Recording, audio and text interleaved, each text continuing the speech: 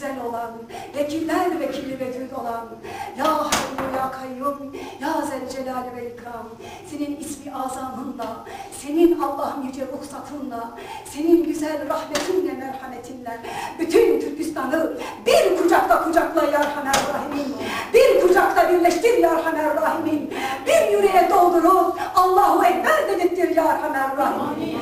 Bayrağımız, sancağımız, Türkistanlı olarak, Türkistan erleri olarak, Türkistan bir ordusu olarak Allah'ım sancağımıza nur katsın, güç katsın, bütün dünyadaki ümmeti Muhammed hakikat bulsun Ya Erhamer Rahim. Bizden beklenen bütün beklentileri ve görevleri yapmayı nasip eyle Ya Erhamer Rahim. Dualarımızın kabulü için, bu güzel kardeşlerimizin vermiş olduğu bu emeklerinin kabulü için ve bütün Türkistanlarımızın bir tek Uygurlu kalmasın Allah'ım küffar köşelerinde. Bu Allah'ın vatanda, şu üzerinde toprakların üzerine bastığımız şu Amerikan Allah ülkesinde bir tek Uygur'u saptırma, daldırma karanlıklara. Her birini bir yürek bulup birleşmeyi nasip eyle. O güzel günleri bugünden sonra görmeyi nasip et Ya Erhamer Rahim. Beraberce vatanımıza, istiklalimize kavuşmayı nasip eyle Ya Erhamer Rahim.